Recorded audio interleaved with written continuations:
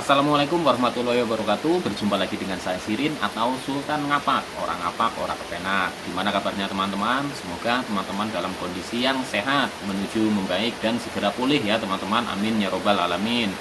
Untuk teman-teman yang baru bergabung, mohon bantuannya untuk di-subscribe dulu ya teman-teman, supaya saya lebih semangat lagi bikin videonya untuk memotivasi teman-teman supaya teman-teman bisa membaik, segera bangkit dari banyaknya sensasi ya teman-teman. Berdasarkan dari pengalaman yang saya alami, semua akan saya bagikan teman-teman. Saya akan sharing di sini teman-teman.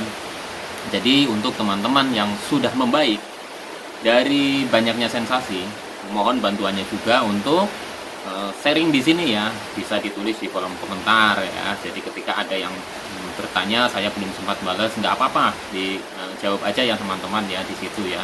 Karena tips-tips untuk untuk segera membaik dari gangguan asam lambung ini kan banyak sekali ya teman-teman. Jadi nanti kan supaya teman-teman yang lainnya itu bisa menyaring juga mana yang lebih tepat untuk buat dijalani ya teman-teman.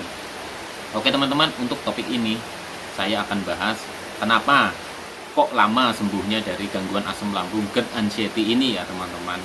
Dan ini mohon untuk diperhatikan ya teman-teman, jangan sampai lompat-lompat gitu. Jadi nanti takutnya ada informasi-informasi atau ada motivasi itu jadi terlewat gitu ya teman-teman. Jadi ini berdasarkan pengalaman saya ya. Kenapa saya juga termasuk lama ya, karena waktu saya itu merasakan atau menjalani sakit ini ya, awalnya itu memang saya biarkan saja teman-teman, saya biarkan saja. Jadi saya obati sendiri dengan berbagai macam keluhan yang muncul ya. Nah ini salahnya saya teman-teman ya, saya ulangi lagi ya. Jadi mencoba mengobati sendiri tanpa ada pendamping dari profesional lah, entah itu hipnoterapi, entah itu herbalis, entah itu dokter spesialis ya, atau dokter umum gitu. Intinya awal saya mulai merasakan sakit ini itu saya itu coba-coba mengobati sakit saya gitu, sakit saya secara sendiri gitu ya, dengan caranya itu beli obat di apotek. Jadi sesuai dengan keluhan yang saya alami. Contoh misalkan hidung mampet, saya beli obat hidung mampet. Perut perih, saya bilang ke apotek untuk perut perih. Terus begitu napas sesek, saya beli obat yang buat napas sesek. Terus begitu mata perih, saya beli buat obat mata perih. Terus begitu saya itu keringannya hebat ya, itu saya beli obat keringan. Tapi semuanya itu saya coba ya nggak ada hasilnya teman-teman, nggak ada hasilnya. Kenapa saya coba-coba seperti itu? Karena saya merasa takut teman-teman, merasa takut untuk periksa ke dokter gitu ya, periksa ke dokter atau ke rumah sakit gitu. Karena memang saya dari riwayatnya itu memang jarang sekali ya sebenarnya teman-teman, jarang sekali itu sakit teman-teman gitu. Jadi ketika ada gangguan seperti ini ya saya mencoba mengobati diri sendiri gitu dengan saya beli obat sendiri. Nah itu salahnya saya, jangan dicontoh ini teman-teman ya, jangan dicontoh gitu. Jadi ketika teman-teman sudah merasakan sensasi-sensasi yang belum periksalah ke dokter dulu ya teman-teman, supaya nanti ada ada arahan dari dokter, dan kita juga tahu diagnosa sakit kita itu apa gitu. Jadi nanti obatnya bisa lebih tepat gitu teman-teman ya. Waktu itu saya itu mendengar obat ini bagus, saya cari obat itu, nggak ada hasilnya gitu. Ada yang habis 1 botol 2 botol, nggak ada hasilnya. Ada lagi yang ngomong pakai ini bisa mengobati semua sakit termasuk ini. Saya beli, harganya berapa, agak mahal, nggak apa-apa, nggak ada hasil juga. Terus lagi ini madu ini bla bla bla bla bla bla bla bla gitu ya. Intinya madu buat ini buat itu gitu ya, kata ya, ada yang ngomong seperti itu ya, saya ikutin gitu ya, saya ikutin beli, sama nggak ada hasilnya juga teman-teman. Sampai dengan yang katanya harus minum ini minum itu, minum ini minum itu, tetap nggak ada hasilnya teman-teman. Dan disitulah proses pengobatan atau proses perbaikan untuk gangguan asam lambung GERD anxiety saya itu memakan waktu yang lama. Karena apa teman-teman, saya itu nggak konsisten, masih bingung, dan waktu itu saya itu belum periksa ke dokter. Nah, setelah berani periksa ke dokter, itu pun saya juga nggak konsisten, lompat-lompat teman-teman, dari dokter umum 1, dokter umum 2, kembali lagi dokter umum 1, dokter umum 2, ya terus nggak sama, nggak intinya nggak sesuai dengan yang saya harapkan gitu. Karena saya waktu itu juga inginnya itu instan gitu ya, obat diminum 1 minggu atau 2 minggu udah baikan gitu. Sampai dengan spesialis dalam ke satu, kontrol lagi, nggak ada hasilnya juga. Karena waktu itu saya berpikir hanya 1 atau 2 kali itu ke spesialis dalam itu akan membaik, ternyata tidak gitu ya teman-teman. Sampai dengan saya ketemu dengan dokter spesialis yang menyarankan saya untuk konsisten berobatnya. Nah, dari situlah cerita mulai itu ya teman-teman.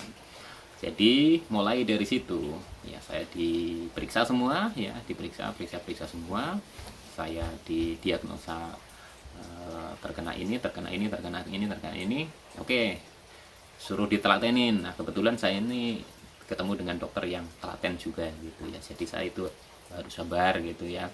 Dokternya juga sabar ngobatinya gitu. Jadi memang dari awal sudah dikasih tahu ini harus konsisten dan sabar gitu. Akhirnya saya ikutin tuh teman-teman petunjuk itu.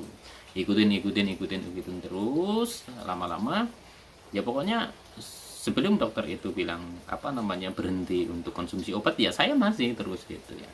Nah, ini sebulan pertama, 2 bulan pertama, sebulan pertama belum sesuai yang diharapkan gitu teman-teman. Masih banyak, sensasinya masih banyak. Bulan kedua masih banyak, itu kayaknya cuma berapa persen lah gitu ya peningkatannya. Bulan ketiga ya sama, belum seperti yang diharapkan gitu ya.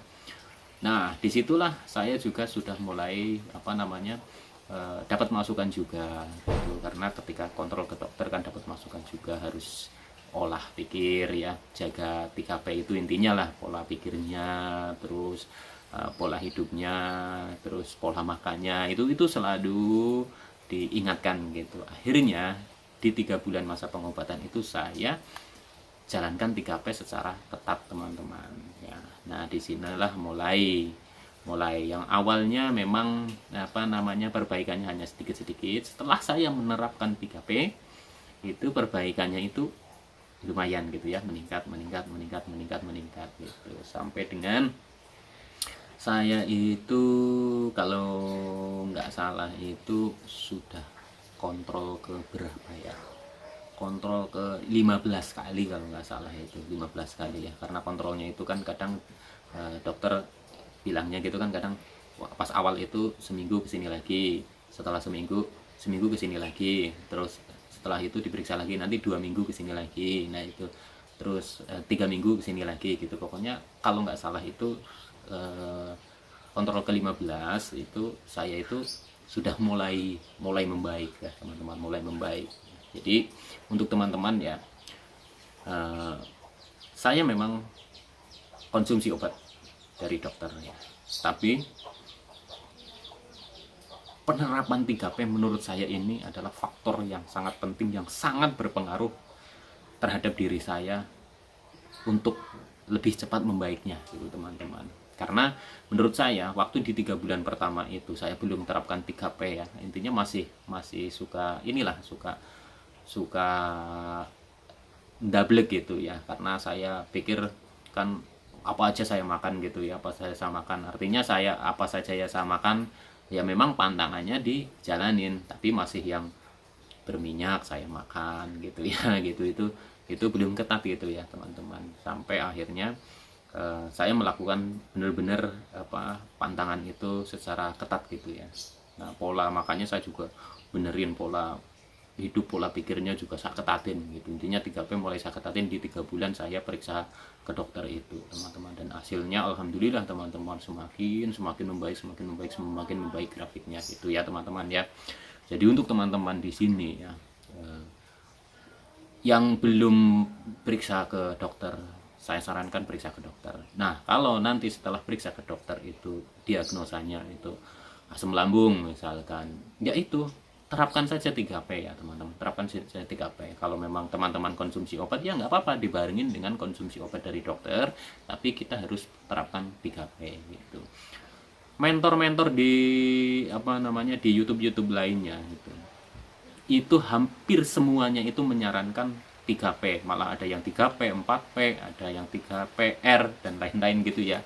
Tapi intinya 3P untuk awalan itu menurut saya itu sudah bagus lah teman-teman, asalkan dijalankan secara konsisten teman-teman ya. Jadi saya ulangi lagi untuk teman-teman yang sensasinya masih banyak ya. Kenapa teman-teman menanyakan kok saya susah sembuhnya? Sekarang tanyakan kepada diri teman-teman sendiri gitu. Apakah saya sudah melakukan gitu ya? Apakah saya sudah melakukan dari pola 3P-nya itu ya, pola hidup, pola makan, pola pikir, apakah sudah diperbaiki ya? Kalau memang sudah diperbaiki, apakah teman-teman itu sama sekali tidak merasakan perbedaannya ya? Menurut saya itu nggak mungkin, pasti ada perbedaannya, dan karena memang pastinya teman-teman juga akan sembuh nantinya gitu ya, akan sembuh, akan membaik teman-teman ya. Jangan patah semangat lah, intinya seperti itu. Jadi begini teman-teman, ketika ada pertanyaan, saya itu ada pertanyaan, kenapa saya itu lama sekali sembuhnya? Ya karena itu, karena selalunya saya itu pinginnya itu carinya obat yang ampuh, obat yang ampuh, obat yang manjur, obat yang manjur begitu. Tidak ingin berproses gitu. Jadinya ya lama di situ. Dengar orang katanya obat ini bagus, cari. Nah seperti itu teman-teman. Akhirnya ya acak-acakan gitu ya, duit udah kemana, akhirnya itu seperti itu teman-teman. Jadi untuk teman-teman nih ya, dimulai dari sekarang terapkan 3P teman-teman, terapkan 3P. Saya yakin akan ada perubahan, dan ya saya yakin teman-teman akan membaik teman-teman. Walaupun teman-teman sedang konsumsi obat medis, obat herbal atau apa, tapi tetap terapkan 3P itu ya. Pola hidup, pola makan, pola pikir itu diperbaiki lagi gitu ya. Oke teman-teman, cukup sekian dulu. Semoga teman-teman bisa termotivasi dengan video ini ya. Syukur-syukur saya juga bisa selalu menemani teman-teman itu untuk menghadapi gangguan asam lambung, GERD dan anxiety ini ya teman-teman. Saya doakan teman-teman itu semakin membaik menuju sehat total gitu ya. Amin ya robbal alamin. Oke, sekian dulu teman-teman. Salam sehat jasmani dan rohani. Wassalamualaikum warahmatullahi wabarakatuh.